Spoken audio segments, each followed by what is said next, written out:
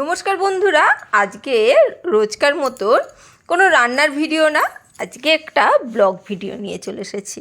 আজকে মায়াপুরে গেছিলাম সেই ঘুরতে, সেইখানে সব তত্ত্ব নিয়ে কেন গেলাম, কিভাবে গেলাম, সেই জিনিসই তোমাদের সাথে শেয়ার করব। আর মায়াপুরে নতুন মন্দির কত দূর পর্যন্ত তৈরি হয়েছে সেটাও দেখতে পাবে। কিছু কথাও তোমাদের সাথে শেয়ার করে নিচ্ছি। এখানে কৃষ্ণনগর স্টেশনে আমরা নেমে গেছি। নেমে তখন একটু ঠান্ডা ছিল, সকালে ভোরবেলায় বেরিয়েছি, তাই বাচ্চারা সব সোয়েটার পরে রয়েছে। আর গরম গরম চা, কচুরি, এখানে ঘুগনি দিয়ে ব্রেকফাস্ট করে এবার একটা টোটো ভাড়া করে আমরা যাচ্ছি যথারীতি। যেহেতু প্রথমবার যাওয়া, এর আগে অনেক বহু বছর আগে যাওয়া হয়েছিল, তা টোটোওয়ালা বলল নদী পার না হয়ে টোটো করে গেলে আমি 500 টাকার মধ্যে দিয়ে আসব, কম খরচা হবে। তাই আমরা সব মহা আনন্দে উঠে পড়লাম এবং যাচ্ছি। যথারীতি অনেকটা পথ যেতে খুবই অসুবিধা হয়ে গেছিলো। আসার সময় আমরা কিন্তু এই ভুলটা করিনি, আমরা নদী পার হয়ে এসেছিলাম, খরচাটা কমই পড়েছিল আর এতটা জার্নিও হয়নি। যথারীতি নানা রকম মন্দির সিনারি দেখতে দেখতে আমরা যাচ্ছি। চলো দেখে নেওয়া যাক তারপরে আমরা কি করছি। এখানে রাজুর বউ যাচ্ছিল, রাজুর 2 ছেলে, আর সিন্টু যাচ্ছিল।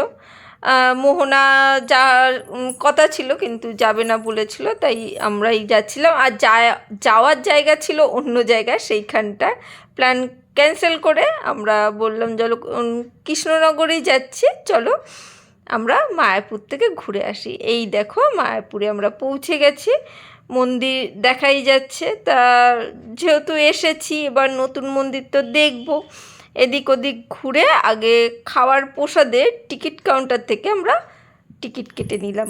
ওখানে 60 টাকা করে টিকিট ছিল, সেই টিকিটই কেটে নিলাম। বুঝতে পারছিলাম না কীরকম কী হবে, যাকে 60 টাকার টিকিট কেটে আমরা বাচ্চাদেরও টিকিট কেটেছিলাম, হাফ টিকিট, ওটা 30 টাকা করে নিয়েছিল।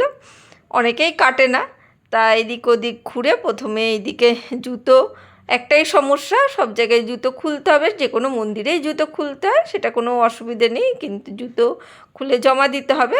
তার চেয়ে অসুবিধের কারণ হচ্ছে ফোনটা জমা দিতে হবে, সব জায়গায় ফোন জমা দিতে হবে, গিয়ে ভেতরে ভিডিও করা যাবে না, তাই ফোন জমা রেখে যাওয়া হলো। ওইখানেই প্রচণ্ড লাইন ফোন জমা দিতে এবং নিতে, জুতোরও সেই একজন করে লোক রয়েছে দিতে এবং নিতে, সব জায়গায় একই রকম। তারপরে ওই দিক থেকে ঘুরে এসে আমরা পুরনো মন্দিরে ঘুরেছি। এটা হচ্ছে নতুন মন্দির। এই নতুন মন্দিরে আমরা টিকিট কেটেছিলাম 500 টাকা করে, মানে বড়দের জন্যে 500 টাকা। আমি আর রাজুর বউই গেছিলাম, 500 500 1000 টাকা কাটা হয়েছিল, আর বাচ্চারা ফ্রি।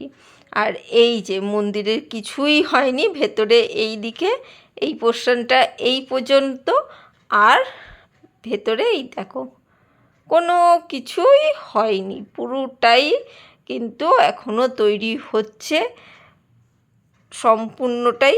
মানে ওই ফোন নিয়ে যেতে দিচ্ছে, ভিডিও করতে দিচ্ছে, দেখতে দিচ্ছে, সেই জন্যে এবার কতটা কি সেইটা তো না ভেতরে ঢুকলে আমরা বুঝতে পারবো না, তাই 500 টাকা করে টিকিট কাটা হয়েছিল।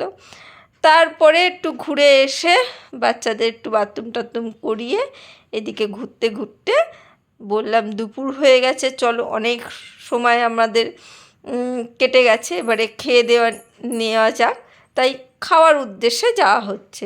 এখানে বাচ্চারা সবাই ফটো তুলছে, আমিও একটু ভিডিও ফটো সব তুলে নিলাম। আর রোদ্দুরে কী অবস্থা। আর এইখানে আমরা টিকিট কেটেছি, এই যে টিকিট নিয়ে যাচ্ছি। প্রথমে তো কোন ভবন সেইটাই বোঝা যাচ্ছিল না, সেইটা নিয়ে এই যে ভাত ডাল একসাথে, চচ্চড়ি, পনিরের তরকারি, পায়েস সব একসাথে দিয়ে দিল। কোনো রকমে খেয়ে দিয়ে সব আবার বেরিয়ে পড়লাম এদিক ওদিক ঘুরে। জাস্ট খুব কম সময়ের জন্য যাওয়া হয়েছিল। আর আমাদের বড় মেয়ের যেহেতু কলেজ ছিল, বড় মেয়ে যায়নি। এই আসার সময় টোটো করে এসে এই যে নৌকা পার হয়ে চলে আসছি এখানে যথারীতি। আমার মেয়ে আর বড় অন্যদিকে তাকিয়ে রয়েছে, রাজু ওই দিক থেকে হাত দেখাচ্ছে। কিছু করার নেই। চলো এরপরে টোটো করে বাড়ি চলে এলাম। চলো, ভালো লাগলে লাইক কমেন্ট শেয়ার করতে ভুলো না। ভিডিওটা কেমন লাগলো অবশ্যই জানিও। আজকের জন্য টাটা, বাই বাই। আবার দেখা হবে অন্য কোনো দিন অন্য কোনো ভিডিওতে।